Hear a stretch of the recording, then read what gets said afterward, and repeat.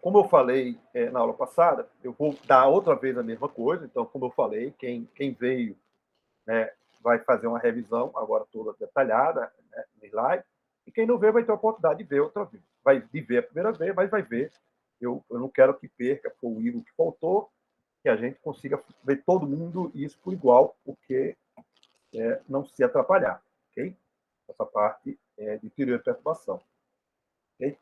Eu não mandei o material para vocês pela seguinte razão. O meu material é muito completo e vai deixar vocês muito atrapalhados de ver muita coisa. Então, eu me dediquei a usar um livro bem específico, que é o livro do Grifo. Então, lá está muito bem, mas se você não quiser, o material que está aqui está, modéstia parte, melhor do que está lá no livro do Grifo, que está bem resumido. Né? E aqui a gente vai tentar mostrar para vocês algumas coisas didática e outras coisas de pesquisa, né? Que são a área que ainda se usa para fazer, resolver problemas de muitos corpos. A primeira coisa que o cara faz é teoria de perturbação.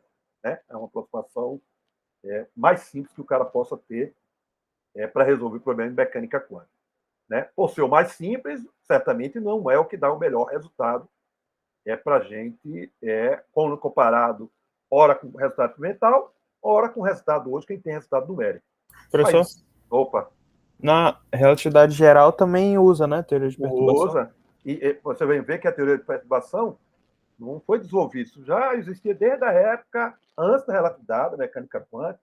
Os caras resolviam, o Rayleigh resolveu para resolver problemas de equações de som, para resolver equações diferenciais. Então, isso aí um tópico geral e a gente vai adaptar na mecânica quântica, que foi feito por Schrödinger. Okay? Mas isso é geral. Em teoria quântica de campo se faz isso. Né? Esses gráficos que estão aí mais ou menos isso, são os métodos perturbativos de teoria quântica de campo. Cada um gráfico desse, a gente vai mostrar isso quando a gente vê teoria de perturbação dependendo do tempo, é um diagrama de Feynman. O que representa o diagrama de Feynman? No lugar de botar as integrais, bota figura. Então, essas figuras, tudo tem a ver com a representação. Então, é uma forma que o Feynman enxergou, inteligente, de representar integral através de diagramas. Né? Então, essas coisas são usadas hoje muito, né, em teoria quântica de campo, em relatividade, em qualquer área que o cara não tem uma solução exata, a primeira coisa que o cara faz é teoria de perturbação. Né? Em mecânica estatística, a gente chama campo médio. Né? Por exemplo, a teoria BCS, que deu o prêmio Nobel da teoria de supercondutividade, é uma teoria perturbativa de primeira ordem, que, no fundo, é um campo médio. É a coisa mais simples que o cara tem, o cara ganhou o prêmio Nobel. Ganhou o prêmio Nobel por quê? Porque explicou um fenômeno que ninguém explicava. Né? Então, é trivial e por que apresenta. Né? Porque quem apresentou, ele conseguiu fazer um trabalho belíssimo. Né? Então, está em todas as áreas do nosso conhecimento de física, na matemática, né? Que o cara vai resolver equações diferenciais que não tem uma solução, eu vou resolver de forma aproximada. Né? E uma forma aproximada é esse método que tem aí. Okay? Bom, então, a nossa tentativa, que não vai conseguir falar nessa aula, a primeira eu vou tentar mostrar por que aplicar a teoria de perturbação. Né? Então, eu vou mostrar em um slide a equação de Schrödinger dependendo do tempo, a equação estacionária, só dando a revisão, e vamos não resolver, mas pelo menos mostrar o resultado desse sistema de 2 níveis. Por quê? Porque é um sistema que tem solução exata. Aí eu vou fazer uma expansão em série. Essa série que eu vou fazer é uma série convergente. Por quê? Porque eu tenho uma função analítica, portanto, se ela é uma função analítica, tem derivado em todos os pontos, eu posso fazer uma expansão em série. E essa é uma série convergente, cuja convergente é o valor da expressão que eu vou obter da solução exata. Né? E aí, isso aí vai servir de motivação para quando eu não conhecer uma solução exata. Aí é quando eu tenho uma solução exata. Quando eu não tenho uma solução exata, eu vou desenvolver um método perturbativo que vai me dar uma expansão de série que não necessariamente ela é convergente. Eu vou colocar uma interrogação e vou mostrar isso na próxima aula, que a maioria das séries em teoria de perturbação ela é não convergente. Né? A indução que a gente leva no livro é como se tivesse, se eu pegar mais ordem, a série converge. Isso não é verdade. Eu vou aplicar em alguns problemas bem específicos, já foi explorado, né? E a série ela não é convergente. Mas isso não é o problema, porque eu não quero encontrar a solução exata, eu quero encontrar um resultado aproximado. Então, eu uso geralmente primeira e segunda ordem. né? Ninguém vai usar a teoria de perturbação, como fizeram, do ponto de vista didático, para entender isso aí, até ordem 27ª. Imagina fazer isso. Isso é um trabalho infernal. E os caras fizeram para mostrar que a série não é convergente. E aí começaram a estudar matemática e viram que realmente a série, na maioria dos problemas, ela não converge. Mas isso não desanima usar a teoria de perturbação. Como eu digo, a gente aplica sempre os primeiros termos da série, é o que é relevante. Né? Aí vai desenvolver o método, que é baseado no livro que está lá. Então, eu não estou usando o livro do Cohen, que ele usa uma outra coisa, está no meu material as duas abordagens, só vou usar uma abordagem, que é essa feita por Schrödinger. Né? Não é forma como ele está lá, eu vou adaptar a nossa linguagem, notação de Dirac, né? Certamente, para ficar mais didático. E aí vai surgir a relação de recorrência, e dessa relação de recorrência a gente vai obter todas as correções das energias e dos autovetores ou das autofunções. Aí vai ver que, quando a gente vai tentar calcular essas correções, é um negócio chato. Se eu quero calcular a correção da energia de primeira ordem, eu preciso da autofunção de ordem zero, que é a solução de uma certa parte do Hamiltoniano que tem solução exata. Aí sempre vai ter uma ordem menos 1. Aí existe um teorema muito legal, que é o teorema 2P mais 1, que eu vou apresentar para vocês e a fazer a aplicação dele, né, no problema do sistema de 2 níveis. Então, a gente vai fazer a expansão em série exato da expansão do sistema de 2 níveis e depois vai aplicar a teoria de perturbação e vai mostrar que bate com aquela série que está lá, os primeiros termos que tem lá. Né? Então, isso vai ficar claro nessa aula e na próxima. Eu não quero aqui me apressar em tentar fazer isso, né? Porque eu tenho muita conta e, por apresentar na tela, eu vou ter que ter muita calma nessa hora. Né? Então, a primeira coisa que a gente tem, só para a gente revisar, agora a gente tem a equação que a gente quer resolver. Então, tudo que a gente está fazendo é para uma partícula, depois a gente vai fazer para sistema de partículas. Então, toda a ideia é a mesma. A única diferença é que, quando eu for tratar um sistema de elétron, além de eu fazer isso, eu tenho que simetrizar a função de onda. Então, portanto, tem um detalhe a mais, porque as partículas são idênticas. É só esse detalhe a mais que vai estar lá na minha função de onda. Certo? Então, para uma partícula, né, a metodologia que a gente está fazendo, como eu digo, vai valer para muitas partículas. Então, eu tenho um hamiltoniano que, a priori, pode depender do tempo, e agora eu tenho um novo grau de liberdade, que é o spin. Então, o meu potencial depende da coordenada. Então, estou imaginando, podia depender, meu hamiltoniano, desculpa, aquele meu hamiltoniano não depende de E, que depende do meu potencial. Meu hamiltoniano depende de R, de P, de S e de T. Né? Depende de P também. Desculpa aí. Quem depende é o potencial que depende de R, de S, que é o spin, e T. Esses são os graus de liberdade que a gente tem. Né? Se eu incluir um núcleo, estaria aí nesse spin aí no meio. Então, esse spin pode ser o spin do elétron, pode ser também o spin do próton, de tal forma que estaria nesse potencial que está aí. Okay? O momento angular, ela estaria aí também, né, nessa representação das coordenadas, se fez de R. Então, eu botaria na representação de coordenada meu momento angular orbital, que é R vetorial P. Então, está tudo contido aí nesse potencial que tem aí. Então, esse seria o meu hamiltoniano, eu diria assim, o mais geral para um sistema não relativístico que a gente tem. E o nosso objetivo é resolver essa equação que tem aí. Né? Resolver essa equação dependente do tempo, o hamiltoniano geral. Então, esse é um problema complexo e que não tem solução analítica. Esse que é o grande problema, o grande termo que a gente vai usar, solução analítica.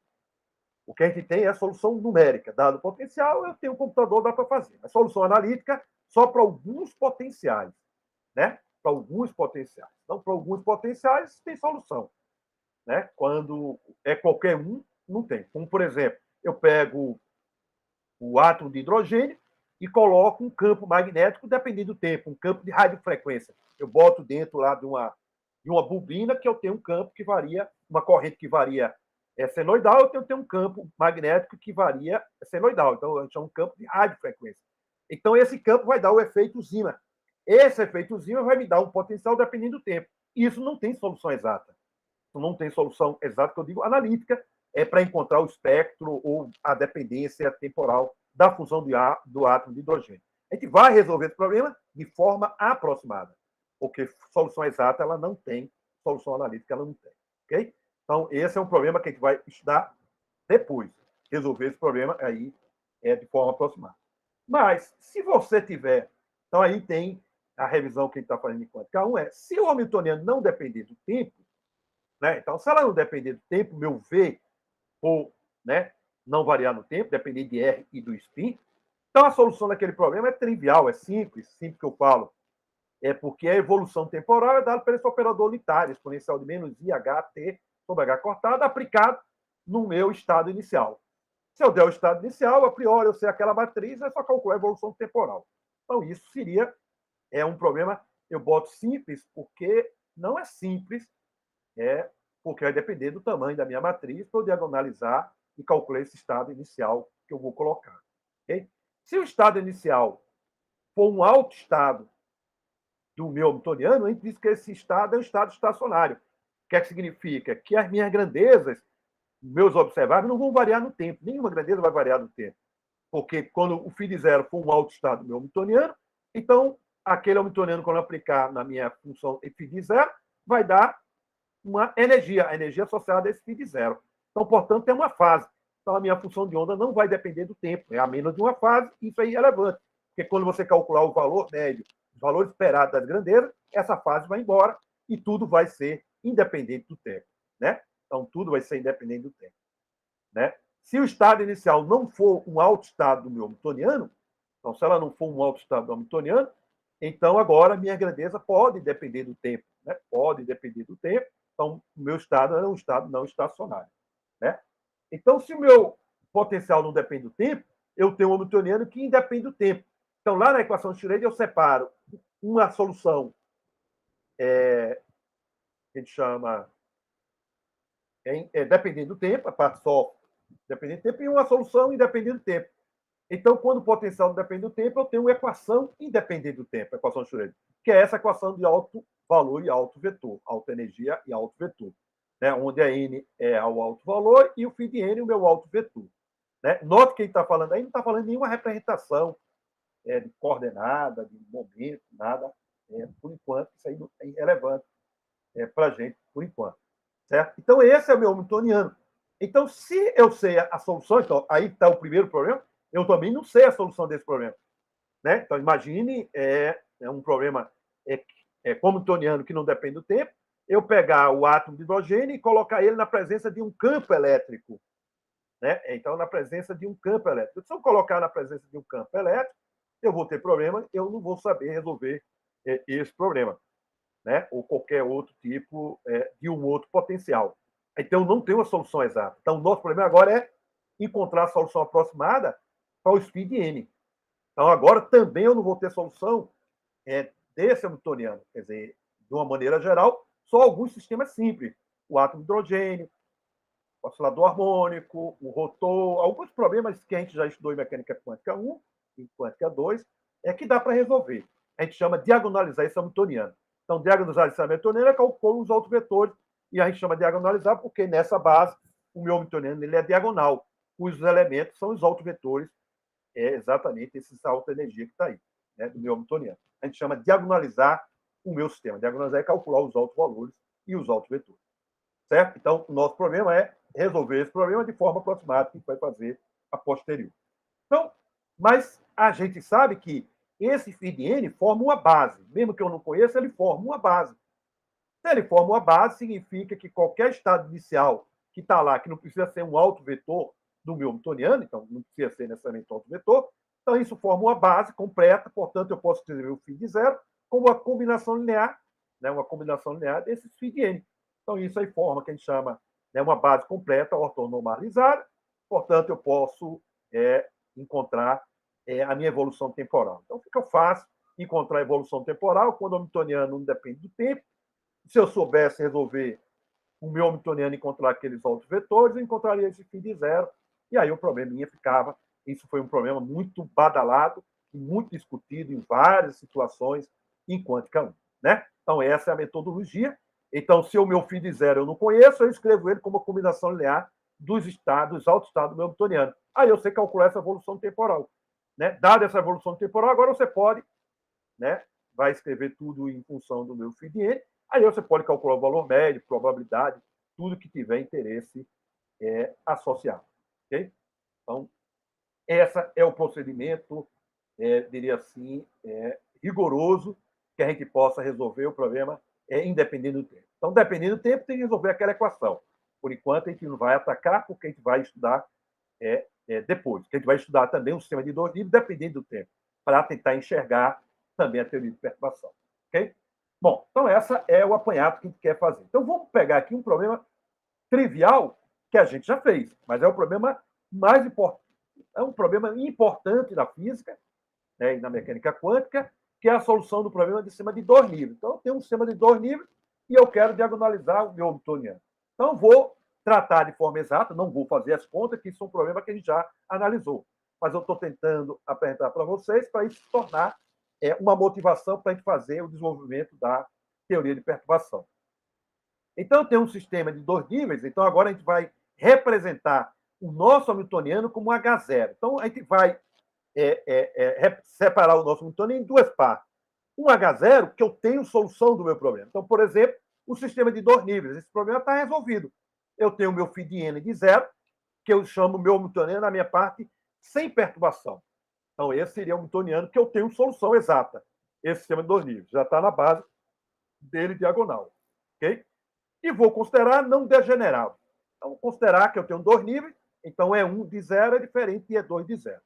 Por enquanto, não vamos falar de sistema degenerado, que a gente vai falar amanhã. Certo? Então, eu tenho esse hamiltoniano, e aí o que é que eu faço? Bom, a base dele, eu chamo o φ1 de zero do 1, que é 1, 0, e 2, que é o 0, 1. Então, essa é a solução desse hamiltoniano. Né? Eu diria assim, a solução exata. O meu hamiltoniano nessa base, ela está diagonal. Como a gente diz, diagonal do hamiltoniano nessa base, ela está diagonal. Aí o que é que eu coloco? Eu coloco um termo a mais para somar com esse H0. É como se eu pegasse o hamiltoniano do átomo de hidrogênio, que eu sei a solução exata, seria o meu H0, e eu coloco lá, né, um campo elétrico. Aí é o que eu chamo de efeito Stark. Aí esse termo a mais que eu vou colocar, eu vou somar com H0. E isso eu não sei resolver exatamente. Então, aquele termo que vai entrar é um termo muito pequeno, muito pequeno. E esse termo a gente vai chamar de perturbação, que é exatamente esse ômega que está aí, que eu vou botar esse ômega chapéu, que depois eu vou redefinir para vocês. E eu vou colocar agora um elemento fora da diagonal. Esse ômega 1, 2, ômega 2, 1. Note que minha matriz é hermitiana, então significa que ômega 2, 1 é igual a ômega 1, 2 asterisco. Né? Minha matriz é hermitiana. Então, essa é a minha perturbação, que agora vai fazer com que meu hamiltoniano, nessa base, ela não esteja mais diagonal. Aí eu vou colocar um parâmetro lambda, que seria o parâmetro que vai me dar a intensidade, na verdade é o lambda multiplicado por esse ômega chapéu, que vai me dar a intensidade dessa perturbação em relação a H0. A gente vai ver o que é pequeno e grande para admitir essa aplicação futura da teoria de perturbação. Okay? Então eu tenho esse hamiltoniano. Opa! Por que essa matriz 4 tem esse formato? Não tem um primeiro e último elemento. Porque eu vou somar H0 mais esse lambda. Eu somo a matriz. Ó. Vai dar E1, 0, E2, 0. Aí eu somo com lambda multiplicado por ômega, fica lambda ômega 2, ômega 1, 2 e lambda H2, 1. Eu somei H0 com ômega. Não, mas estou falando a matriz 4. Poderia ser uma matriz, por exemplo, diagonal normal? Se ela for diagonal, eu estou botando uma perturbação que não perturba nada. Eu só translado a minha energia. A diferença de energia não alterou. Entendeu? Se eu colocar uma matriz perturbação que é diagonal, eu só vou transladar os níveis de energia. Eu não vou modificar ele. Entendi. Entendeu? Então, por isso que eu tenho que colocar. Eu posso colocar também, onde tem aquele zero, também os elementos. Ômega 1, 2. É só para não complicar, não ficar expressões grandes aqui. Okay? Podia botar o ômega 1, ômega 2, 2 também. E somar lá e fazer toda essa diagonalização. Mas aí eu ficar as expressões muito grandes. Aí eu simplifiquei, só coloquei esse termo fora da diagonal. É só para simplificar mesmo. Okay? Para ficar mais fácil fazer. Então, esse sistema aí é um sistema simples, mas importante em física. Muito, muito, muito importante. Muitas coisas na natureza é um sistema de dois níveis. O laser que o cara estuda, o cara usa sistema com dois níveis. Então, tudo é um sistema de dois níveis, é muito importante. Certo? Muito importante. E esse sistema, a vantagem dele é que eu dou uma matriz 2 por 2, eu tenho solução exata. Então, esse problema é um problema. Eu coloco a perturbação, eu tenho solução exata. Mas a vantagem de fazer esse problema para tentar entender é ver exatamente o que é que a gente vai fazer com teoria de perturbação. É fazer uma expansão desse parâmetro lambda. Uma série. Sendo que a nossa série que a gente vai encontrar é uma série exata, convergente. Porque a função que a gente vai encontrar é uma solução exata, é uma função analítica. Portanto, a série é infinita, que é convergente para a minha função. Okay? Então, esse problema que a gente vai resolver aí, esse ômega, é o que a gente chama da perturbação. É assim que a gente vai fazer. Então, a gente vai ter um hamiltoniano e vai ser assim. Eu tenho um H0, eu tenho que separar que eu tenho solução exata, eu conheço, e um outro termo que eu vou somar, colocar dessa forma, é a nossa perturbação. O próprio nome já está dizendo, se ela é uma perturbação, ela não pode ser grande. Eu não posso colocar um termo ômega que seja da mesma ordem da grandeza de H0. Se é da mesma ordem, deixa de ser perturbação. Então, tudo que eu vou fazer aqui não vai servir. Né? Então, eu tenho que encontrar a solução exata, e, portanto, encontrar a solução exata, encontrar a solução numérica, né? Ou usar qualquer método mais poderoso que a teoria de perturbação não vai nos servir. Certo? Então, muitos problemas que a gente tem, esse ômega é muito pequeno. Por exemplo, a interação espiota, comparado com H0, quer dizer, quando eu falo H0 com nível de energia, é muito pequeno. A gente vai ver o que é muito pequeno. É da ordem de 10 a menos 4 o valor de H0. Então, portanto, aquilo é muito pequeno. Pequeno é para que considerar? Porque considerar porque os caras fizeram experimento e viram que tem estrutura fina. Se tem estrutura fina, como explicar? São dois termos que vai entrar. Uma é a interação espióptica, que a gente já falamos, e a gente vai tratar ela agora via teoria de perturbação, e a outra, o efeito relativista. Como é que a gente vai introduzir o efeito relativista? Como perturbação. A gente não vai resolver a equação de Dirac. A gente vai pegar a nossa energia cinética e vai pegar aquela expressão que a gente chama relativista e fazer uma expansão em série e meter lá na equação de Schrödinger. Aí o segundo termo que tem da energia, porque da energia cinética vai ficar P ao quadrado dividido por 2M. Aí tem um outro termo lá que é P à quarta, da expansão em série que eu faço daquela minha energia. Aquele termo vai entrar junto com a interação espióptica como a minha perturbação. E é ela que vai levar à explicação da estrutura fina. E o que mais legal é que a solução que a gente encontra é a mesma solução que Dirac encontra resolvendo a equação de Dirac. Então, isso dá um certo... quando as coisas são muito pequenas, a teoria de perturbação é uma coisa razoavelmente boa. Quando eu não posso aplicar a teoria de perturbação? Primeiro, quando a perturbação não for perturbação. Né? Esse termo for muito grande. Não posso. E se for, o que é que eu tenho que fazer? Bom, aí eu tenho que usar outro método, que não pode ser esse. Então, eu pego meu newtoniano completo. Eu estou dizendo que não é. O que eu vou fazer agora? Desenvolver um outro método. Se eu estiver querendo, geralmente a gente estuda, calcular o estado fundamental, né? Por exemplo, o Eduardo trabalha com cuspito, né? E ele trabalha, tudo que ele calcula lá, tudo em estado fundamental, não tem efeito de temperatura, como se tivesse tudo em T igual a zero. Hoje o cara trabalha com esse negócio, com ensemble, coisa que não se trabalhava antes com física molecular. Ele trabalha. Agora o cara faz física molecular junto com o Monte Carlo e usa ensemble para ver efeito de temperatura. Então, não só o estado fundamental, mas os estados excitados também vão ser importantes. Então, se eu estiver interessado no estado fundamental, existe um método que é poderoso, ou diria assim, muito bom e usado, que a gente vai ver, que é o método variacional. Então, quando esse termo aí é tudo comparado, então meu newtoniano não é adequado usar a teoria de perturbação. Se eu estiver calculando o estado fundamental, o método variacional é um método muito bom. E a gente vai ver o que é muito bom quando eu comparo com o resultado experimental e quando comparo com teoria de perturbação. Você vai ver isso. Isso é tanto bom para o átomo de hidrogênio ou para qualquer átomo que a gente vai resolver, até o átomo de lítio, com 3 coisas. E aí, sim, por isso que eu estou precisando desse tempo, que vocês vão fazer conta até vocês cansarem. Mas é importante vocês fazerem. Uma oportunidade que eu quero passar para vocês é de resolver um átomo, pelo menos de forma rigorosa, comparado com resultados experimentais. Okay? E aí eu vou passar para vocês. Essa parte desse capítulo eu tenho toda digitada. Eu já comecei, quando eu comecei, eu comecei a digitar do final, aí depois eu voltei para o início, e aí falta o miolo, a digitalização do meu material, do meu livro, certo? Mas o último capítulo, os 2 últimos capítulos, eu tenho digitalizado bem detalhado para vocês, ok? E eu vou passar para vocês fazerem, ok? Bom, então esse hamiltoniano, como eu estou falando, é um hamiltoniano simples, mas importante para o nosso coisa.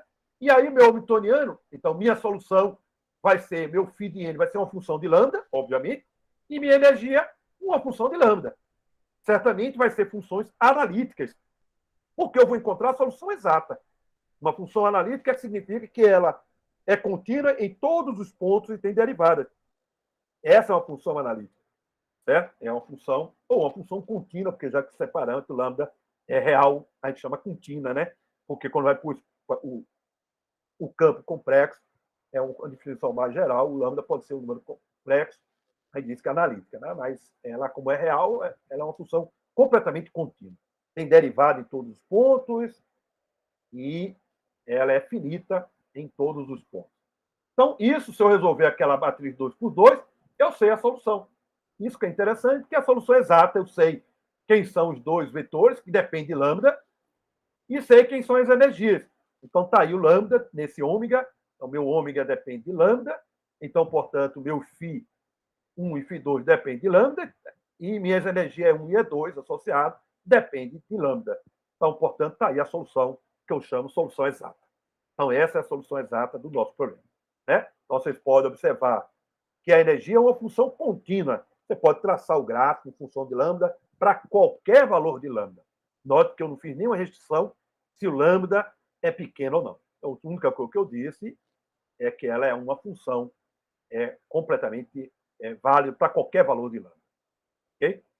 Bom, então eu posso pegar essa função e expandir ela em expansão em série, em torno de lambda igual a zero. E essa série é convergente. Por que ela é série convergente? Porque eu tenho a minha função e é convergente para quem? Para aquela função. Ela tem todas as derivadas. Então, você pode muito bem fazer isso. Calcular todas essas derivadas. Você pode, se quiser, encontrar quanto vale esse E1 de R. A gente vai representar isso como as correções da minha energia, né, para cada ordem do meu lambda.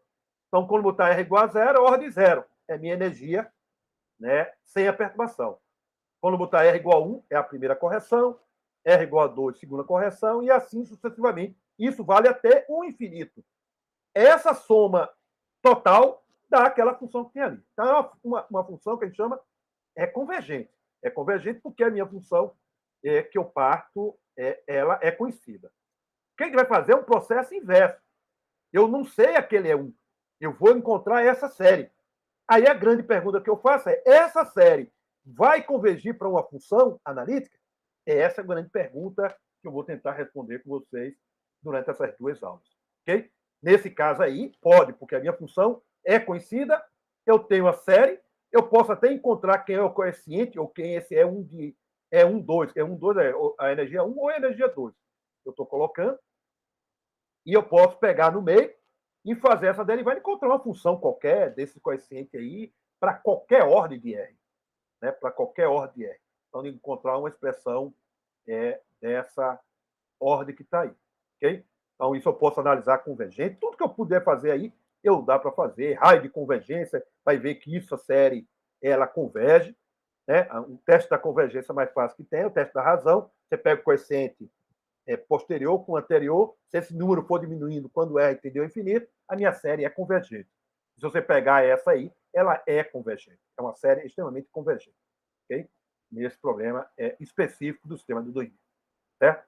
Então, essa ideia de escrever a nossa energia vale também para os meus autovetores, a mesma série, e as correções seriam para os autovetores. A gente vai colocar isso mais na frente. E o nosso objetivo é calcular essas correções. Né? Então, a gente vai...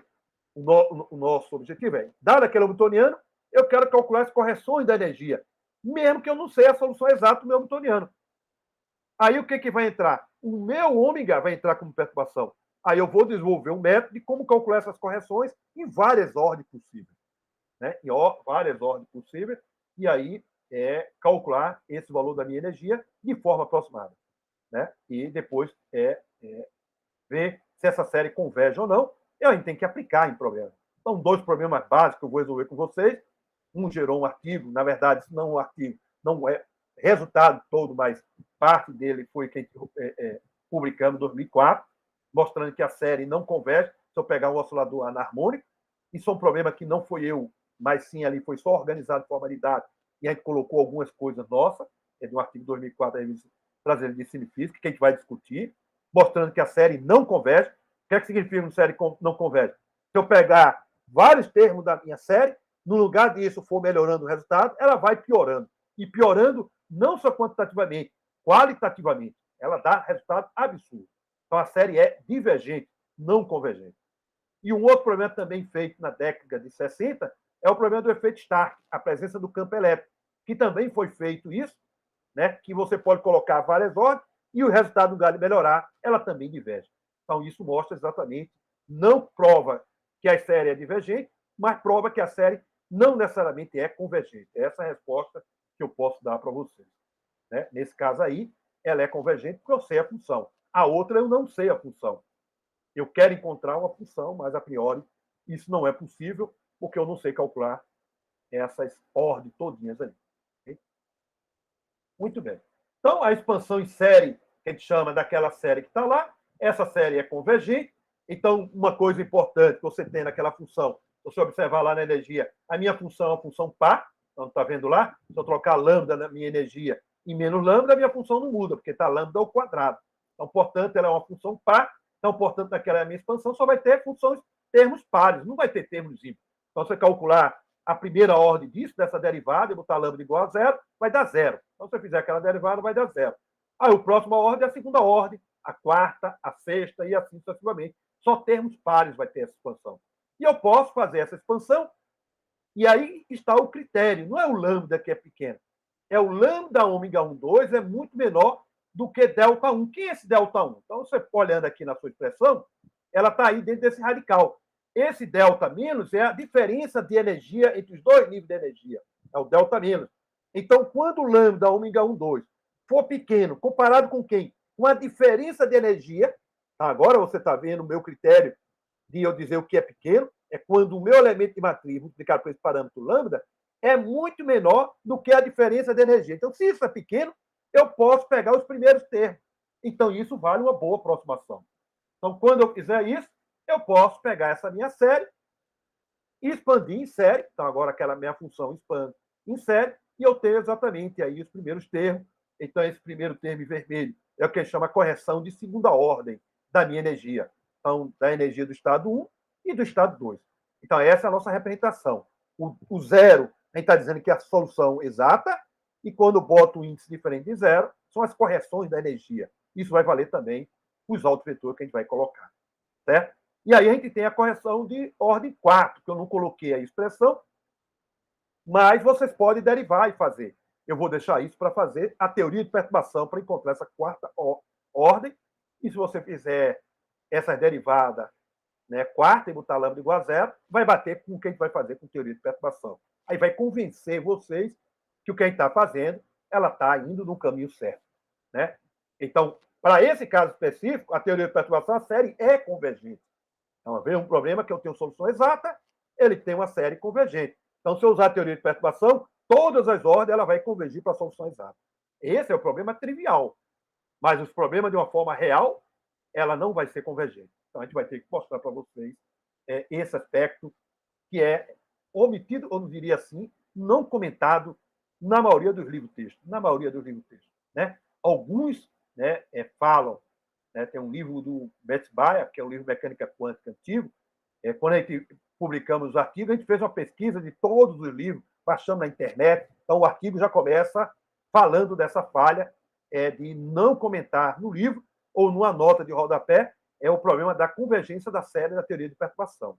Esse é um problema que ficou, né, um artigo bem didático, que eu vou passar para vocês e a gente vai discutir ele na oportunidade amanhã. Okay? Então, essa é a série que a gente vai querer encontrar, não dessa forma, que a gente não tem a solução exata dos problemas, mas sim usando uma teoria, que a gente vai chamar de teoria de perturbação. É a primeira teoria de perturbação que a gente vai desenvolver. Okay? Então, vamos iniciar esse assunto. Bom, aí tem a história que é importante para vocês, é que em 1926, antes de 1926, foi até o Igor perguntou, a teoria de perturbação usa em relatividade. Usa. Antes da teoria da relatividade, o Rayleigh já usava isso. Né?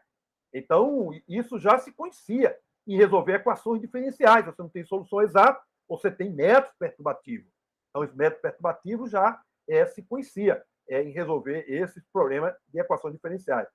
O que o Schrödinger fez foi, né, transformou a mecânica quântica para equações diferenciais, que é isso que o físico entende. Os físicos gostavam da teoria de Schrödinger por causa que eram equações diferenciais. E a equação diferencial, o físico estava acostumado. Por isso que a teoria de Heisenberg, ninguém... E além de ser muito difícil, trata muito problema, alguns problemas simples, não é um trabalho trivial de tratar qualquer problema. Né? E ficou esquecido porque os físicos não gostavam de trabalhar com matriz, não era acostumado. Isso era muito de matemática. Equações diferenciais era costume da física, por isso que Schrödinger ficou mais famoso, não mais famoso do ponto de vista do que o Heisenberg, mas pelo menos o formalismo para resolver problema de mecânica quântica, que ataca pela equação de Schrödinger, não pela equação de Heisenberg, sabendo que os dois são iguais. Né? Então, os dois, a gente vai chamar, é assim que é chamado na literatura, a teoria de perturbação de Schrödinger, porque ele usou muito isso, né, do ponto de vista histórico. Aí está o livro dele de teoria de som, de 1894, né? 896, esse livro que está aí. Né? Então, esses são a teoria que a gente vai desenvolver a partir de agora. Okay? Então, sim, o artigo do Schrödinger, ele teve vários artigos. Um deles foi resolver o problema do efeito Stark. E aí, como não tem solução, ele aplicou a teoria de perturbação. Então, ele desenvolveu a teoria de perturbação na mecânica quântica. Então, o Schrödinger é o introdutor e a teoria de perturbação estudada na equação diferenciais, o Heidegger foi o grande... por isso que a gente vai chamar de teoria de perturbação ou teoria de Heidegger-Schrödinger. Né? Muito bem. Então, a gente vai tratar sistema estacionário, então, hamiltoniano que não depende do tempo. Então, a primeira coisa que a gente vai fazer, dependendo do tempo, a gente vai fazer posterior. Então, o nosso hamiltoniano ela tem que ser de tal forma, então, para tratar o meu sistema, que eu tenha uma parte do meu hamiltoniano que eu quero resolver, uma parte que a gente vai chamar de H0, que tem solução exata. Então, o meu H0 tem solução exata, a gente vai representar dessa forma. Φ de n de zero e o En de zero. Então, isso eu sei a solução exata. Então, o átomo de hidrogênio, que a gente resolveu, que a gente chamou de átomo de hidrogênio ideal, aquele puro, que só tem a parte de interação colombiana. Certo? Quando eu começar a botar meu átomo real, interação spin-órbita, efeito relativístico, né, o efeito da interação dipolar com o núcleo, com o próton, todo esse sistema tem que ser tratado via teoria de perturbação, porque eu não tenho solução exata.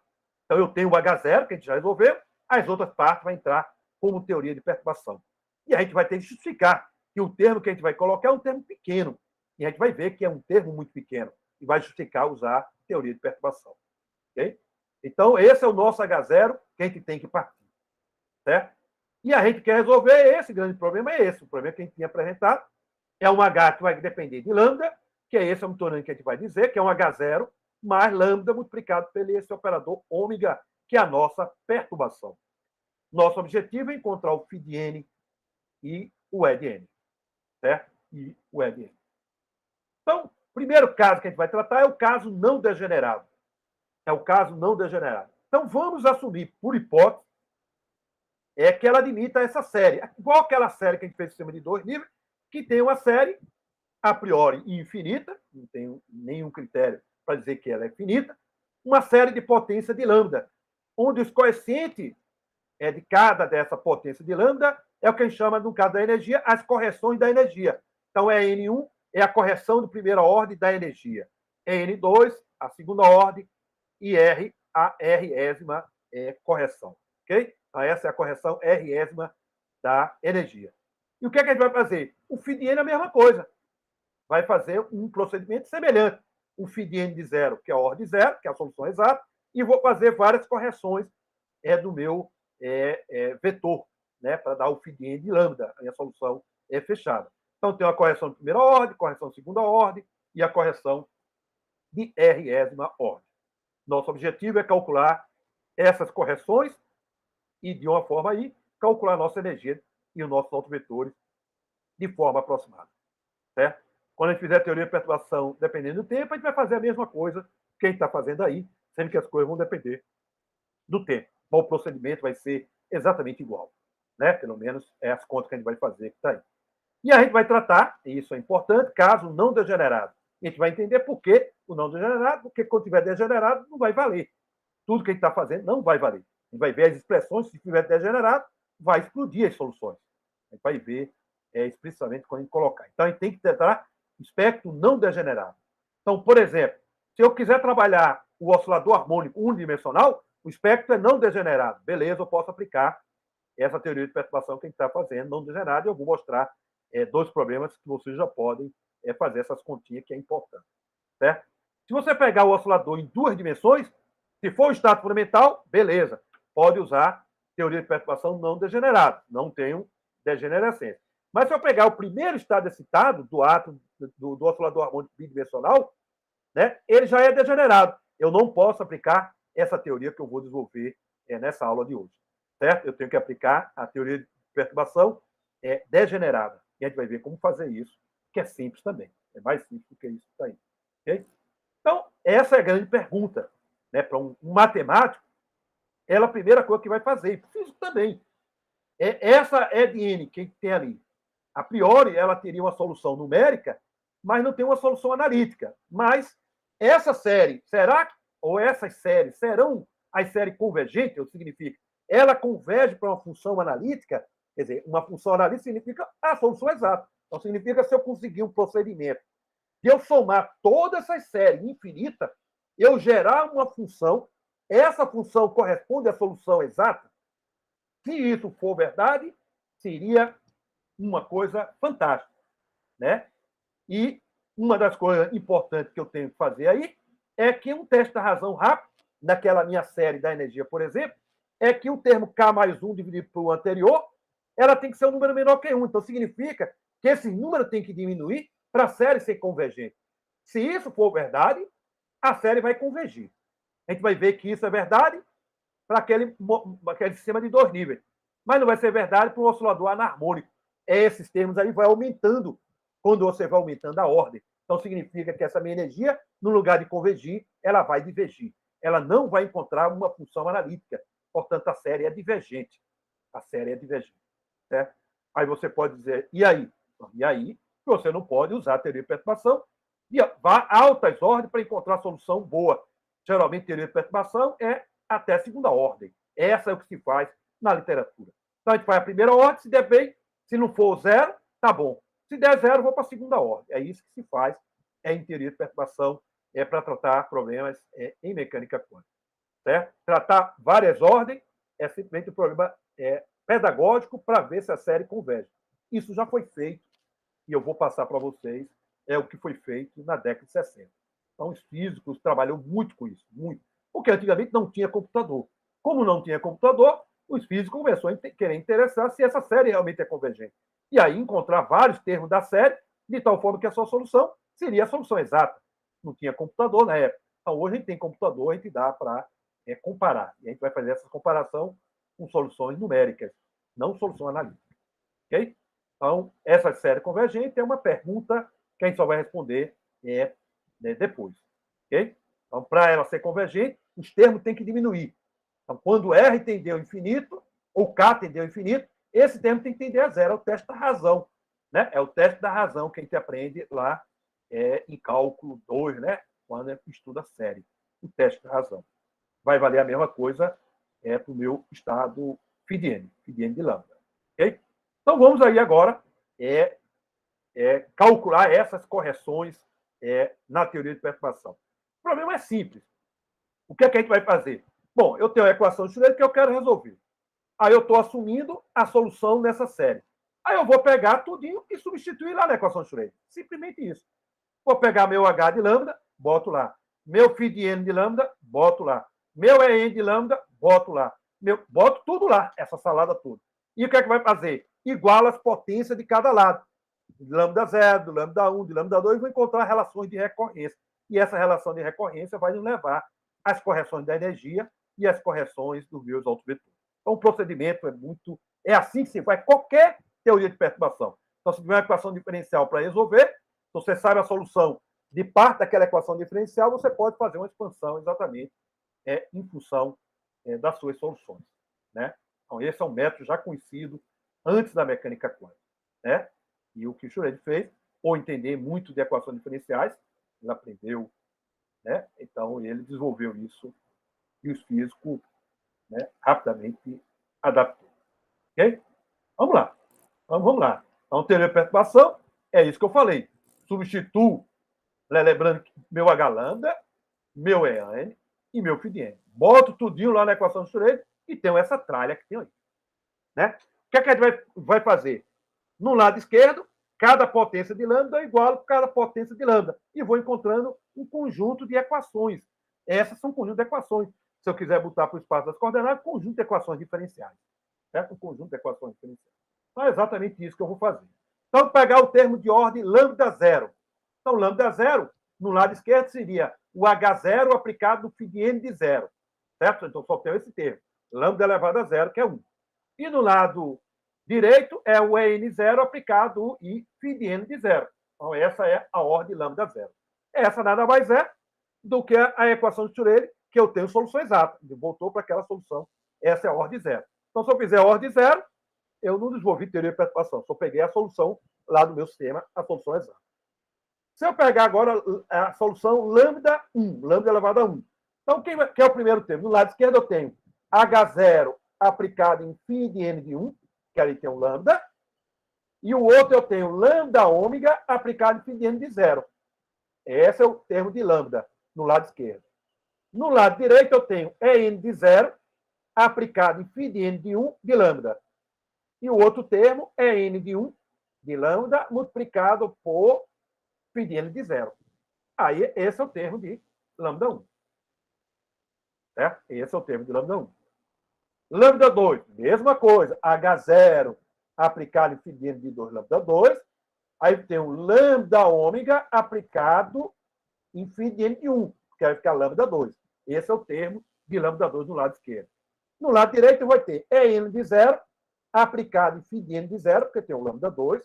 O outro é EN1 lambda, né, aplicado em φn de 1 de lambda, que dá lambda 2. Ok? E, finalmente, EN2 de lambda 2 aplicado em φn de 0, que dá lambda 2. Então, esse é o termo de lambda 2. Então, você começa a observar uma coisa interessante. Você nota que no lado esquerdo eu tenho H0 aplicado a 2 e ômega aplicado a φn de 1. Aí, no lambda 1, H0 aplicado a φn de 1, ômega fn de 0. Então, você está para notar no lado esquerdo que aquele 2 é a ordem do meu lambda, e no meu ômega é a ordem menos 1. Então, se fosse lambda k, seria H0 φn de k, ômega φn de k menos 1, o lado esquerdo. Tudo bem? E no lado direito, eu tenho uma soma, né? Uma soma em φn que vai de 0 até 2, e o φn vai diminuindo de 2 até 0, até a ordem k. Então, eu posso generalizar para uma ordem lambda k qualquer e ter uma fórmula geral. Né? Então, para uma ordem de lambda k, eu teria o H, né, 0 aplicado φn de k, ômega de φn de k menos 1. E aí, agora eu tenho um somatório que vai até k, então significa que o EN, né, ela vai crescendo de 0 até 2, é a ordem k, e o φn vai diminuindo. Então, quando for 0 é 2, quando for 1 é 1, quando for 2 é 0. Então, ela vai decrescendo o φn, a ordem, e o dn vai aumentando. Então, eu tenho agora uma expressão geral para qualquer ordem. Então, uma relação que eu posso chamar da minha relação de recorrência. Uma relação que, para eu encontrar tudo isso, eu preciso encontrar esses φn dessas ordens que eu tenho aí. Ok? Então, a gente vai agora fazer uso dessa equação para encontrar uma expressão geral para o EN de R. EN de R, que é esse somatório que eu tenho aí. Certo? Para uma ordem R qualquer. Okay? Vamos ver como fazer isso. Muito bem. Então, eu tenho essa ordem e tenho o meu φn, que está aí, e vamos assumir, isso eu vou poder justificar a posterior, primeiro que meu φn tem essa soma, como a gente assumimos anteriormente. Né? O φn de 0 ele está normalizado, porque meus estados são forma a minha base ortonormalizada, certo? Que é do meu H0. Então está todo bonitinho. Φ de N de 0 aplicado Φ de N de 0 é 1. O Φ de N de lambda, eu não preciso estar normalizado. Por quê? Eu posso normalizar ele depois. Isso eu vou mostrar como fazer isso. Então, eu não vou normalizar o Φ de N de lambda, mas eu vou admitir que o Φ de N de 0 aplicado ao Φ de N de lambda, elas também sejam igual a 1. Essa é uma condição importante no desenvolvimento dessa teoria. Isso tem uma justificativa matemática que eu vou explicar depois para vocês. Então, essa é a hipótese que eu vou usar, é que o Φ de N de 0, quando aplicado em Φ de N, ela tem que dar igual a 1. E o Φ de N de 0 aplicado em Φ de N de 0 é 1, porque ele sai normalizado. Então, se você pegar naquela minha expansão que está lá, note uma coisa interessante. Quando eu aplicar o Bra Φ de N de 0, aí vai ficar Φ de N de 0 vezes Φ de N de 0, 1. Aí vai ficar Φ de N de 0 aplicado em Φ de N de 1, Φ de N de 0 aplicado em Φ de 2, até Φ de N aplicado em Φ de N de R. Esses termos tem que dar 0, porque no lado esquerdo é 1, no outro eu tenho 1 mais alguma coisa. Essa mais alguma coisa tem que ser 0. Tem que ser 0. Portanto, com essa condição, eu tenho essa condição que tem aí. Certo?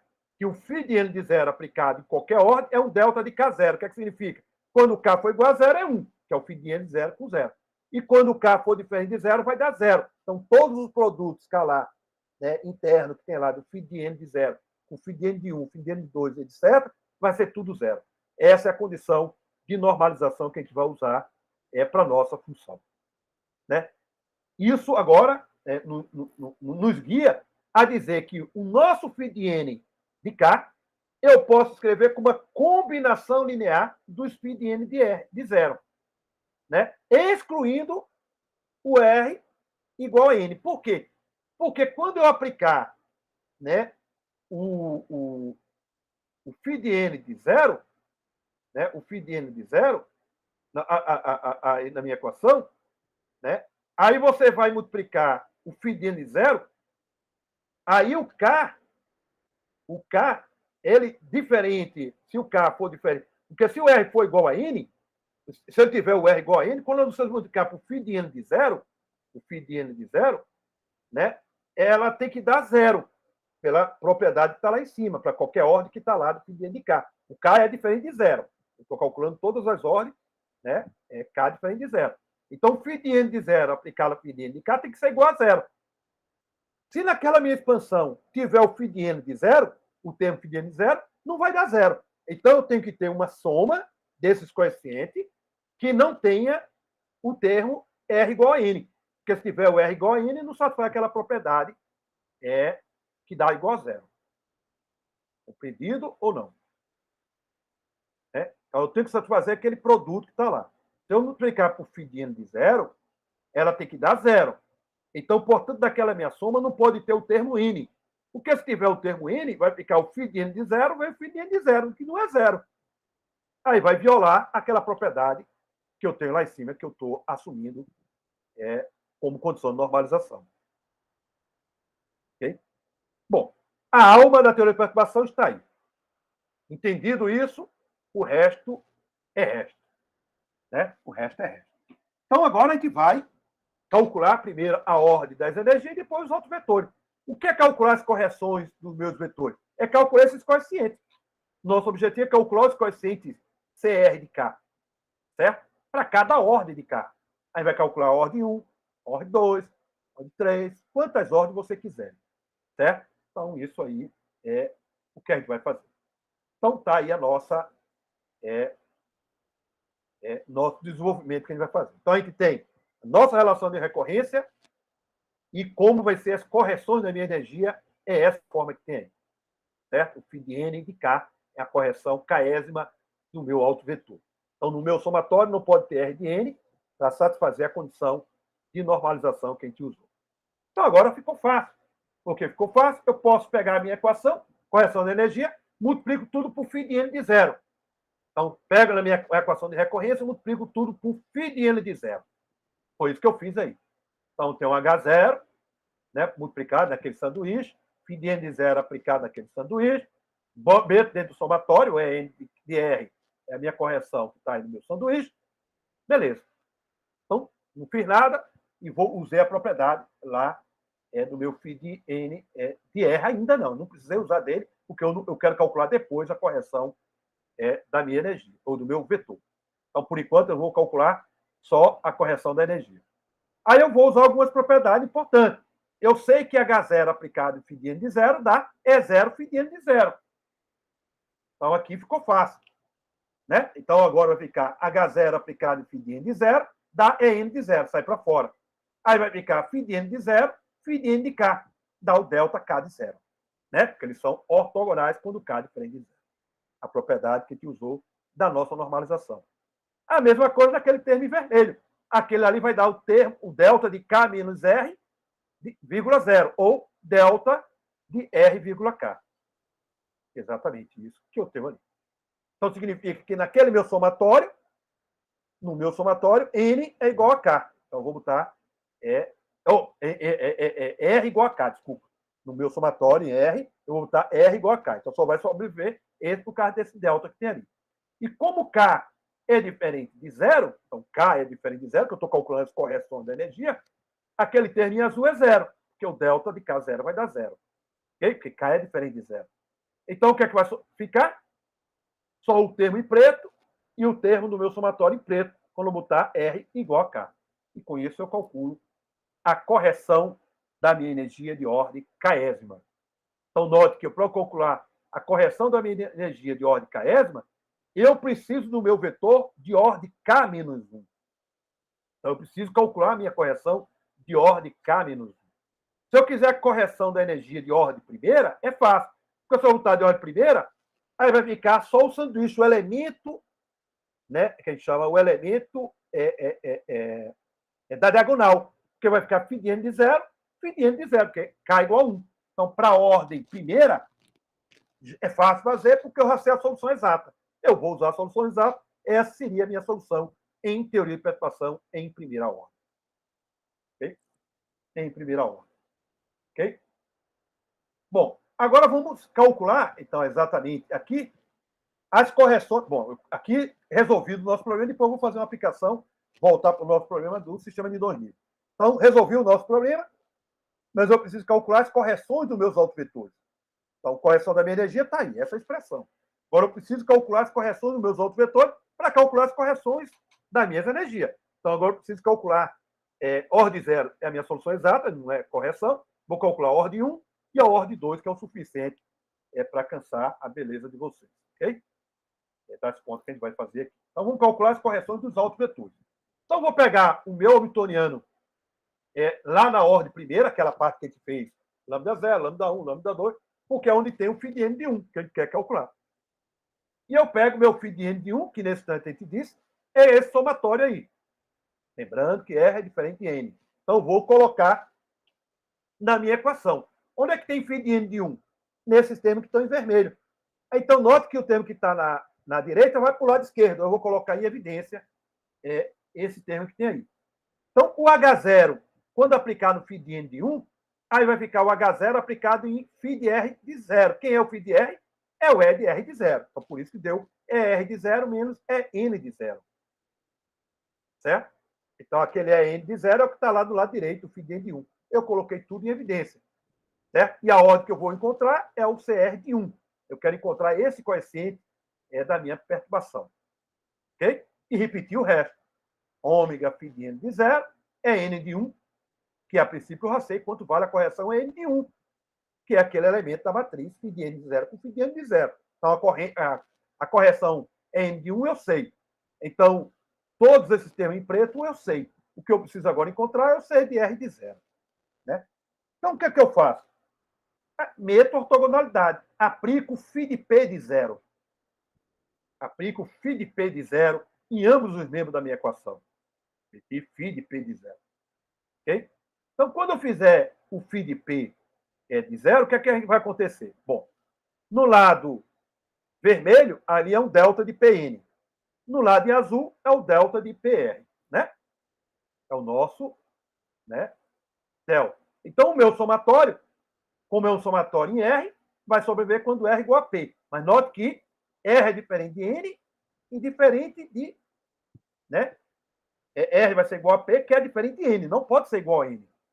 Porque se for igual a N, vai ficar E de P menos E de P, dá zero. Aí vai anular. Por isso que não pode ter estado, daqui a pouco comentar, estado degenerado. Então, quando eu colocar esse elemento aí, é o meu elemento matriz ômega de Pn, então é o elemento P com N, diferente do outro que é diagonal, φ de N de zero, φ de N de zero, que é a correção da energia N de 1. Esse termo de vermelho é o delta de Pn. Como P é diferente de N, porque tem que ser diferente de N, esse termo vai embora, eu encontro aquele C de R, que vai ficar R igual a P. Aí eu tiro o valor de C de P. Encontrei a correção do meu autovetor de primeira ordem. Certo? Aí eu coloco φ de P de N para o outro lado, aí vai ficar, né, no lado esquerdo, E de P, vai ficar menos φ de P de N. E ali vai ficar E de P menos E de N. Como tem um negativo, inverto o sinal. Fica N de zero menos P de zero. Tudo bem? Então, resultado. Encontrei a correção do meu φ de N de 1. Então, está aí agora, primeiro, que o P tem que ser diferente de N, então, mas também tem que ser não degenerado. Então, note que eu posso ter, no caso do meu, por exemplo, no meu sistema do oscilador único de duas dimensões, o P é o conjunto de números quânticos. O P pode ser diferente de N, mas a energia é a mesma. Então, o estado 1, 0 e 0, 1 é o que faz o papel do meu P e N. O meu P é o conjunto de números quânticos. Certo?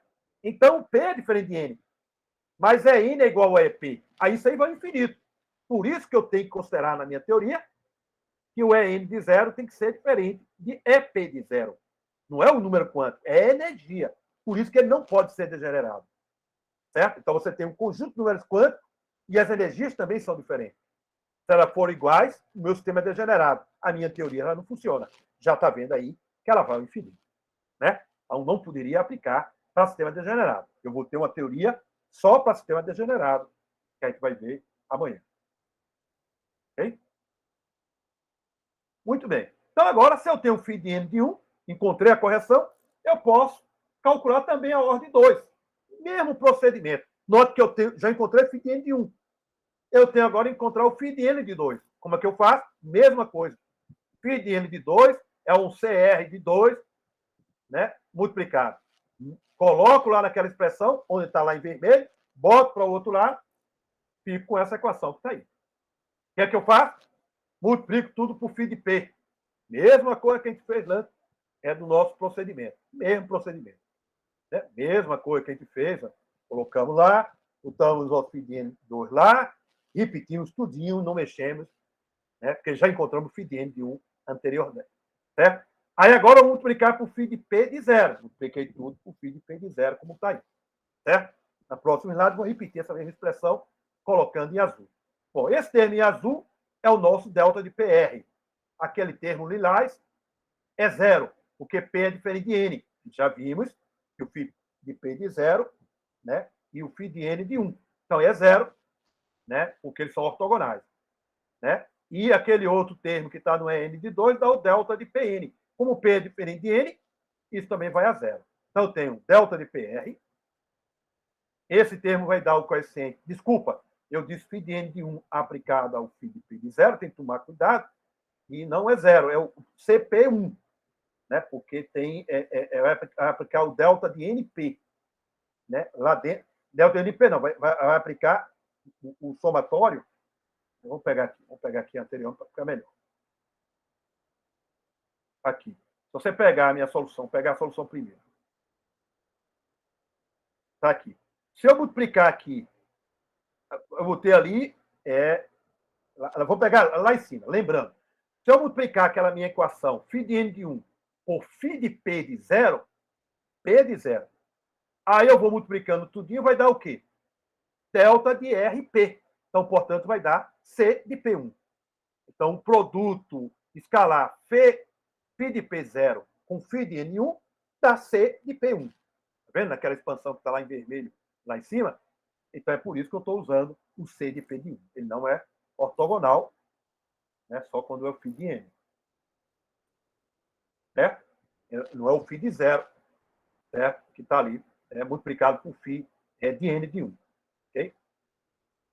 Então, agora eu substituo exatamente o CP1, aquele é um delta de PN, como o P é diferente de N, que ele tem que ser exigido, aquele termo vermelho vai embora, aí o que é que ficou? Ficou C de P1, multiplicado por EN de 1, note que o C de P1 já calculamos, EN de 1 já calculamos, φ de N de 1 já calculamos, então, portanto, esse termo vermelho está calculado, portanto, o C de P de 2 eu sei calcular.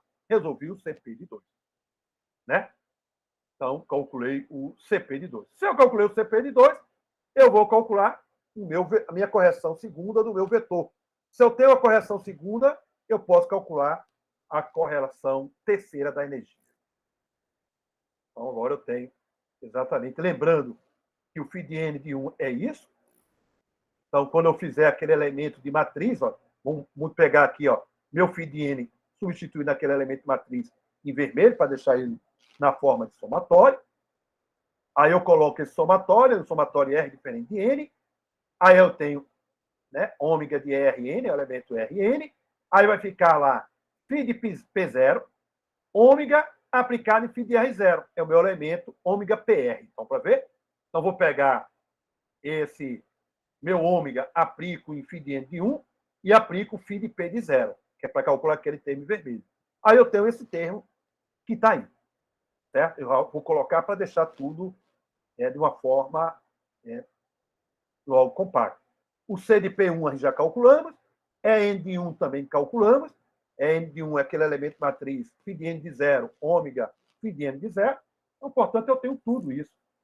Né? Então, eu tenho o azul, tenho o lilás, tenho o preto, tenho tudo. Está aí. Então, lembrando que a gente mostramos agora, esse elemento φ de P de 0 com ômega, φ de N de 1, é isso. O EN de 1, a gente já calculamos, a ordem de 1. CP de 1, calculamos esse instante. Calculamos CP de 2. Portanto, eu tenho um φ de N de 2. Então, é só arrumar e botar aqui um φ de N de 2. Se eu quero agora a correção terceira, o que é que a gente faz? Mesmo procedimento. Isso é importante, se você chegar em casa, pegar minhas notas que eu mandei, faça a terceira ordem, para entender o procedimento, né? E faz todo um procedimento, vai dar uma expressão lá geral possível. Okay? Então, se eu tenho a correção de segunda ordem, eu posso calcular a correção de terceira ordem da minha energia. Então, é isso que eu vou colocar aqui. As correções de energia, a gente mostramos de ordem késima, eu preciso do meu vetor de ordem K-1. Aí você veja, primeira ordem, é isso aí. Segunda ordem, eu preciso da ordem primeira do meu outro vetor que a gente calculou. Aí eu coloco lá na minha equação, eu tenho a minha segunda ordem da minha energia. Então, está aí, né, a razão de EN ser diferente de LP. Não pode ser degenerado, porque se for degenerado, essa soma vai divergir. É por isso que o meu espectro é não degenerado. É a teoria de perturbação não degenerada. Okay? Então, aí está a energia em segunda ordem.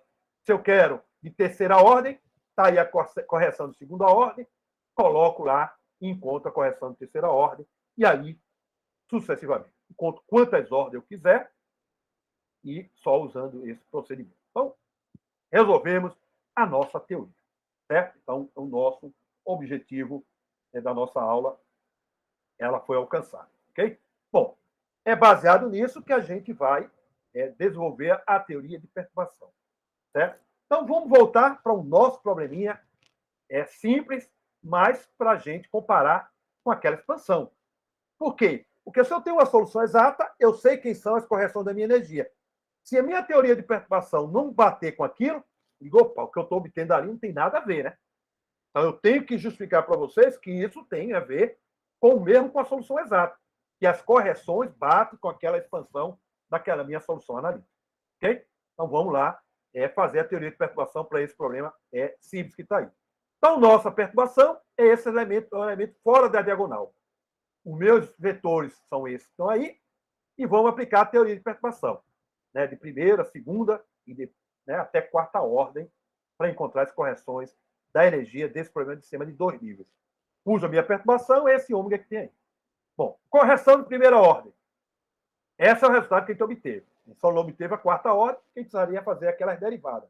Mas eu vou obter aqui em teoria de perturbação, porque eu quero encontrar esse termo em preto, convencer vocês que eu vou encontrar esse valor usando a nossa teoria que a gente desenvolveu agora. Ok? Então, vamos lá. Então, correção de primeira ordem é zero. Por que é zero? Porque eu não tenho elemento na diagonal. Correção da primeira ordem são os elementos da diagonais. Ômega 1 e ômega 2, 2. Não tem elemento da diagonal. Então, é zero. Então, correção da primeira ordem é zero. De acordo com quem estava esperando. A minha série é uma série de potências pares. Porque a minha solução ela tem essa paridade. Então, já está me dando um grande indício que ela está legal. Agora vamos para a segunda ordem, pegar aquela série e fazer a teoria de segunda ordem. E o que a gente quer obter? Esse termo em preto que está aí. Né? A gente vai ver que vai obter e vai nos dar essa confiança. Certo? Então vamos calcular agora correção de segunda ordem. Então a correção de segunda ordem, então primeiro vamos calcular a correção E1, né? Da energia 1, de segunda ordem. Então note que eu vou pegar, né? É o φ de Pn, então meu N é igual a 1. Então é o φ de P1. Né? P é diferente de 1, porque o P é diferente de N. Então meu N é igual a 1. Eu estou querendo calcular a minha energia. Então tenho esse somatório para calcular. Então meu somatório é P diferente de 1. Então P só pode ser igual a 2. Então eu boto só P igual a 2. Só tem dois estados. Então fica ômega de 2, 1 ao quadrado. É 1 de 0 menos é 2 de 0. Então isso aí está de acordo com a minha expressão da segunda ordem. Eu posso agora só inverter a ordem e botar o sinal menos que tem aí. Né? E como aquilo ali é um módulo, tanto faz ômega de 2, 1 como ômega de 1, 2, que é um módulo ao quadrado. Então ficou aquele negativo, é 2, né, de 0 menos é 1, 0. Agora, do nível 2 da minha energia, é 2 de 2, a correção 2. Então, a mesma coisa. Eu boto N igual a 2, é ômega de Pn, então N igual a 2, e, né, é 2 de 0 menos é P de 0. O P tem que ser diferente de 2. P tem diferente de 2. Então, só pode ser 1. P igual a 1. Então, só tem P igual a 1, porque só tem dois estados. Ficou esse estado que tem aí. Se você comparar essa minha correção, é 1, 2, bate exatamente com a nossa solução do nosso problema, calculado lá da solução exata. Isso é importante. É importante mostrar que o que a gente está fazendo, por mais que a série não seja convergente, ela nos dá resultado. Se eu tiver essa solução exata, ela reproduz a solução exata de todas as correções. Okay? Então, essa é a ordem segunda, justificada. Se você calcular a ordem terceira vai dar zero. Né? A ordem terceira vai dar zero. É fácil a gente provar. Note que meus elementos da diagonal é zero. Vocês estão vendo aí que o elemento da diagonal ela é zero. Se você for pegar lá, nessa minha energia de ordem zero que está aí, né? Você fizer esse somatório, isso vai dar zero. Eu vou fazer esse posterior. Então, a correção de terceira ordem, teoria de perturbação, é zero. Então, bate também com a solução exata o termo zero. Então, se pegar esse somatório lá para calcular, é 1 de 3 e é 2 de 3, isso vai dar zero. Né? Então, isso também bate com a solução que tem ali. Então, bate com a primeira ordem, segunda ordem e terceira ordem. A quarta ordem, para eu calcular a quarta ordem, eu preciso calcular a ordem terceira do meu vetor. Isso é tarefa para vocês. Calcular a terceira ordem. Certo? Deixar isso para vocês. Né? Então, note que se eu quiser calcular a ordem quinta, eu preciso da ordem quarta do vetor. Começou a ficar complicado esse aparato. Né? E aí você tem, né, o primeiro problema que eu vou passar para vocês antes de eu passar o teorema 2P mais 1. Então, esse é um problema da lista, que é exatamente isso. Você pega a sua energia cinética do oscilador harmônico unidimensional, para eu colocar aí, e coloca a sua perturbação, esse termo, P a quarta, menos P a quarta, 8M3C2. Essa é a sua perturbação. Certo? Esse é o seu termo de perturbação do seu sistema. Então, se esse é o termo de perturbação, eu terminei fazendo da maneira mais complicada, mas eu peço desculpa, porque eu queria já induzir vocês lá para quando estudar o efeito relativo do átomo hidrogênio, né? Mas aí você tem um termo P a quarta. Se você colocar no seu hamiltoniano, isso mais M igual a ômega 2 sobre 2x2, esse hamiltoniano não tem solução exata, porque é cada esse P4. Mas você pode dividir seu hamiltoniano em duas partes. Uma é o ômega zero, que tem solução exata, que a gente conhece do oscilador harmônico, e outra é essa perturbação. Bom, se eu dizer que isso é uma perturbação, eu digo que é um termo pequeno. Por que é um termo pequeno?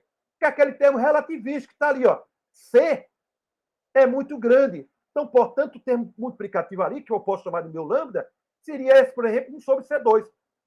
É esse parâmetro que é muito pequeno. Então, portanto, eu posso dizer que essa perturbação é muito pequena. Perturbação pequena já está dizendo. Dizer que esse termo é uma perturbação, porque ela é pequena. Ok?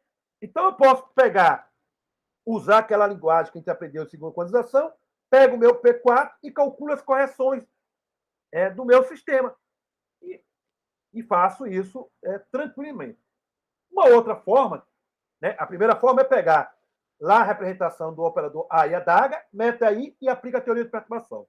Se a primeira ordem der zero, vai para a segunda ordem. Mas aí só está pedindo calcular a primeira ordem, você só vai calcular a primeira ordem que tem. Se precisar a segunda ordem, vai para a segunda ordem. Mas primeiro tem que desenvolver esse P a quarta em função do operador A e a daga. Okay? Uma outra forma que você pode fazer é tirar o valor de P2 do H0. Eu vou colocar essa outra forma, que é equivalente, para preparar vocês para quando fizer isso para o átomo de hidrogênio, que é assim que a gente vai fazer lá no átomo de hidrogênio. Então, se eu tirar o valor de P2 dessa equação do H0, eu fico com isso aí. Passo o termo de energia cinética para o outro lado e tiro que o P ao quadrado é 2N H0 menos o meio de N ômega X2. Aí, o meu ômega é P a quarta. P a quarta é esse P2 ao quadrado. Aí eu pego esse P2 e substituo lá na equação. Aí eu tenho o meu hamiltoniano em função de X. Certo? Repito, você já pode aplicar a teoria de perturbação já naquele hamiltoniano, naquela minha perturbação, que não está P a quarta. Eu estou mostrando outro modo, que é assim que a gente vai fazer quando fizer o termo relativístico lá no átomo de hidrogênio. Então, eu tiro o valor de P2 e reescrevo meu ômega em função do H0, que eu sei como calcular ele aplicado no meu speed N, e o X eu coloco ele em função do meu operador A e a daga. Ok? Então, aí é meu operador ômega, minha perturbação que eu tenho. Aí o que eu vou precisar, em qualquer ordem de teoria de perturbação, são os elementos de matrizes. Então, eu posso calcular, de uma forma genérica, o elemento de matriz NQ, um elemento qualquer. Aí, aquele primeiro termo, H0 ao quadrado, é fácil, porque H0 aplicado em φ de N de zero dá N de zero, ou aplicado em Q de zero, ok? Assim, é Q de zero ao quadrado. Faltou o 2, mas faltou o 2 ao quadrado. É o EQ de zero ao quadrado. Né? Porque é aplicado duas vezes, H0 e H0. Então, dá EQ de zero ao quadrado. Aí vai ficar o produto escalar, φ de N de zero com φ de Q, delta de NQ. Né? O segundo termo, esse elemento de matriz X4, e lá aquele outro, eu posso aplicar, quando eu aplicar o elemento de matriz φ de N de zero, φ de Q de zero, vai ficar H0 aplicado. Eu fiz aqui uma coisa errada, eu vou corrigir. Aproveito e corrijo duas coisas. Aqui é o E0 ao quadrado. E aqui eu fiz uma estupidez enorme quando eu estou vendo aqui com vocês. Vamos corrigir. Porque o que eu tenho aqui? Eu tenho H0, quando eu aplicar o meu elemento matriz, vai ficar H0 aplicado no φ de N de zero. E o outro H0 é aplicado no φ de Q de zero. Entendeu? Então, aqui eu vou corrigir. Eu tenho dois termos. E ele vai ter que estar dividido por dois, porque os dois termos não são iguais. Eu fiz aqui uma aberração. Né? Aí vai ficar esse. Né? Mais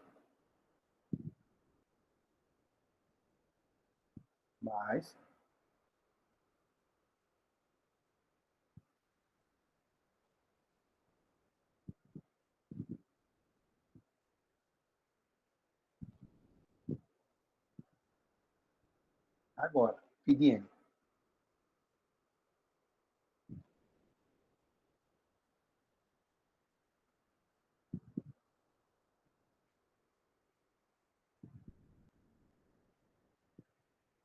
Aqui eu estou corrigindo porque estava errado. voltando aqui. Quando eu calcular esse elemento matriz, aí esse H0 vai aplicar no φ de n de zero. Então, dá n de zero. Né? Enquanto esse H0, que está aqui, ele vai aplicar no φ de Q de zero. Tá? Q de zero. Okay? Aí vou calcular esse elemento matriz x2 que tem. Okay? E para calcular esse elemento x2 e x4, eu uso a representação dos operadores de criação e destruição e faço esses cálculos aí. Então, isso é tarefa para vocês fazerem isso em casa, esse problema, né, da aplicação de teoria de perturbação nesse primeiro problema que está na lista de vocês. Ok? Esse é o primeiro problema. Então, esse é um problema que não sei se caiu, não caiu no exame unificado. Ok? Então, está aí.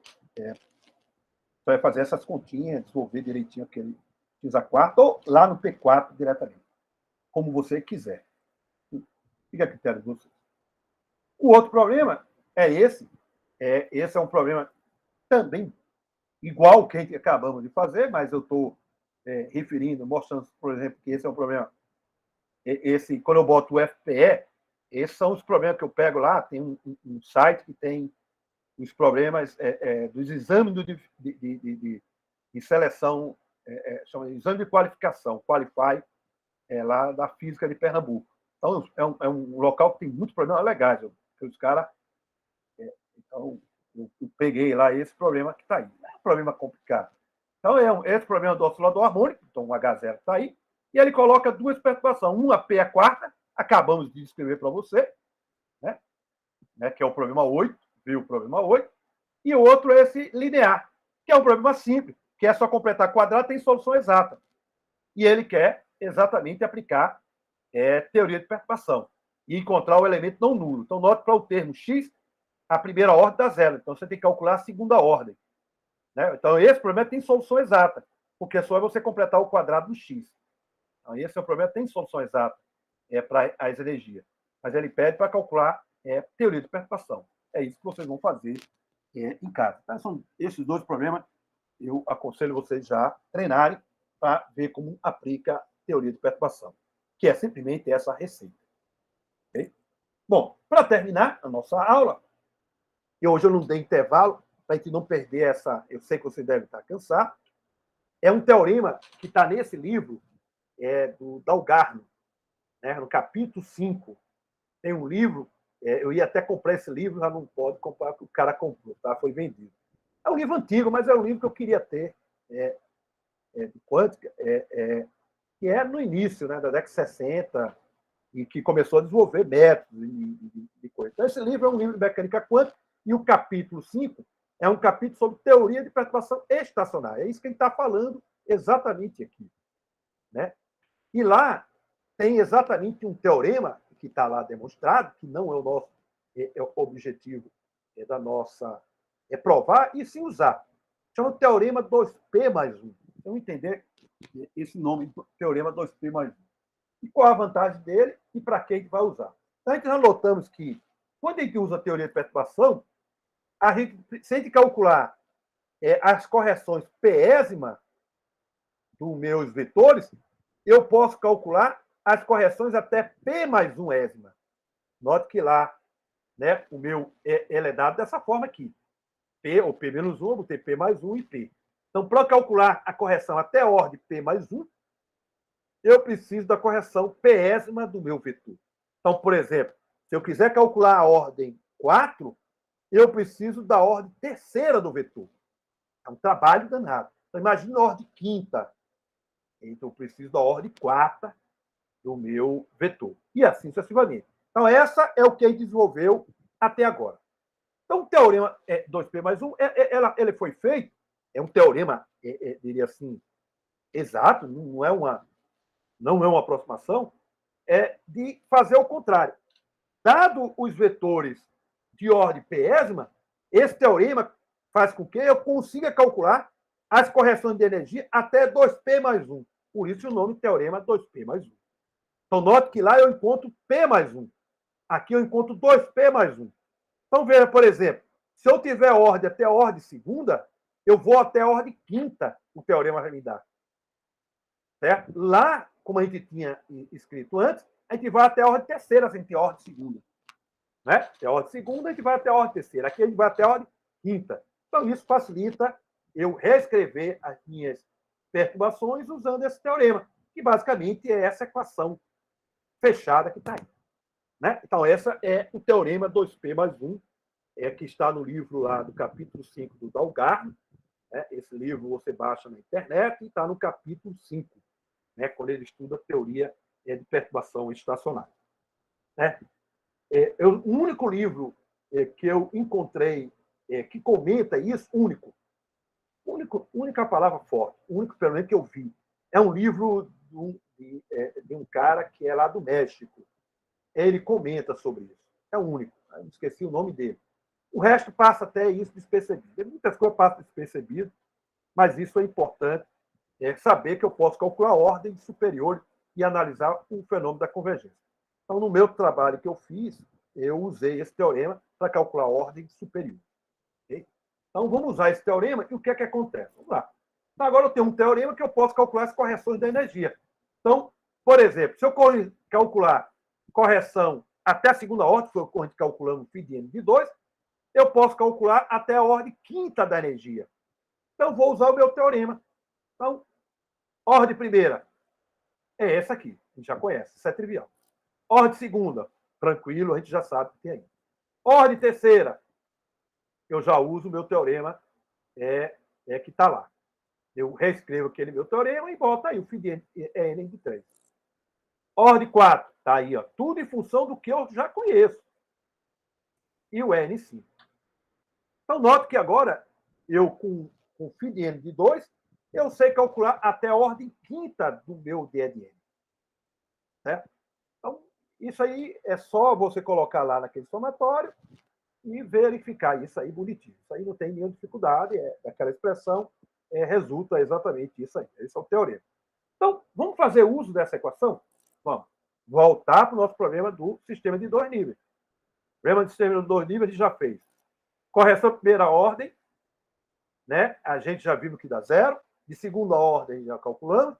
Eu preciso calcular a correção da energia de primeira ordem, ou do meu vetor de primeira ordem. Então, no meu primeira ordem deu esse, dá esse aí, e o φ2 de 1 dá esse daí. Okay? É só colocar lá no meu coisa. Aí eu vou calcular agora a correção de segunda ordem. A correção de segunda ordem do meu vetor, que é esse somatório que tem aí.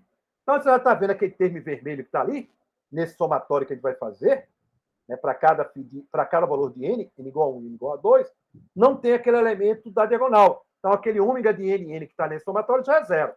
Então, sumiu aquele termo que está ali do delta de R de π. Aí eu boto n igual a 1 e n igual a 2, calculo assim. Né? Então, a segunda ordem da correção do meu vetor deu 0. E deu 0. E isso explica porque a terceira ordem da minha perturbação dá 0. Porque a minha perturbação de segunda ordem, da terceira ordem, precisa da segunda ordem do meu vetor. Os meus vetores são todos nulos. Só você colocar e dar todo nulo. Como é nulo, a correção de terceira ordem é 0 no meu problema, como esperado. Só soluções pares. Né? E isso explica a nossa correção de segunda ordem. Então, a correção de segunda ordem, primeira ordem, a gente já calculamos. Então, agora vamos aqui a solução que a gente obteve. Então, lá desse obtonente, calculamos a correção de primeira ordem, correlação de segunda ordem, né, que estão aí calculados. Vamos aplicar o teorema 2P mais 1. Correção de segunda ordem, já calculamos, então não precisa usar o teorema 2P mais 1. Correção de terceira ordem, deu 0, porque o φ de n de 2 é 0. Como esperado, não tem correção de terceira ordem. Agora vamos para a correção de quarta ordem. Então, a correção de quarta ordem, o teorema 2P mais 1, dá isso. Aí eu coloquei esse em vermelho, por quê? Porque é o φ de n de 2. O φ de n de 2 é 0. Então, sumiu isso aí. Então, o meu é n de 4, é simplesmente n de 2, φ de n de 1, aplicado em φ de n de 1. E o φ de n de 1 eu sei quanto vale, que está lá em cima. Aí substituo, sei que é n2, e tenho exatamente o meu n de 4. Essa é a nossa correção de quarta ordem. Se você fizer aquela expansão da sua solução analítica, vai dar exatamente esse termo. Se você quiser calcular a sexta ordem, também vai dar igual àquela. Se você calcular todas as ordens, vai dar igual àquela série. E essa série, se você pegar esse termo com o termo anterior, eles vão diminuindo, mostrando que essa série especial ela é convergente. Esta aí. Não todas as séries, a priori, são convergentes. Essa é convergente para aquela energia que você obteve. Então, aí eu posso aumentar as ordens, que minha solução vai melhorar. A gente vai ver problemas agora mais complicados, ou mais real, que não vai convergir. Ela vai divergir quando você vai aumentando o número de ordens. Okay? Então, é isso que a gente programou hoje para a nossa aula de hoje. Sei que foi muito assunto, mas é importante que vocês agora leiam o material que eu mandei em PDF, que é melhor para vocês ler, estudar, né? Eu prometi fazer isso. Eu vou mandar depois o outro material da aula de amanhã, né? Que a gente vai começar a fazer aplicações disso, né? E fazer teoria de perturbação, que chama degenerada, né? E vamos deixar para outra semana fazer a aplicação dos outros, que é muita conta. Então, vou deixar isso para sexta-feira, eu fazer o efeito Stark, efeito relativístico, estrutura hiperfina, fina, essas coisas tudinho, porque como vai ser muita conta, até para eu digitalizar é mais complicado. Aí, sexta-feira, a gente termina os métodos aproximativos estacionários, né? E o método variacional. Então, a parte estacionária estaria contida. Aí, a teoria de perturbação dependente do tempo é muito pequena, mas tem muitas aplicações. E essas muitas aplicações vai estar na lista que vocês vão fazer. Então, a nossa terceira prova é exatamente os métodos aproximativos. Okay? Então, os métodos aproximativos. E é por isso que a gente deve terminar lá, né, na quase final de novembro, e fazer a nossa prova, para dar tempo para todo mundo treinar. Tem que treinar. E porque esses problemas, cada problema tem muita conta, né? Se vocês conseguirem armar e já deixar armado, se não quiser fazer as contas, não importa. Mas se vocês souberem armar, deixar armado, isso que é importante. É importante que vocês treinem essas questões, né? Para vocês estão vendo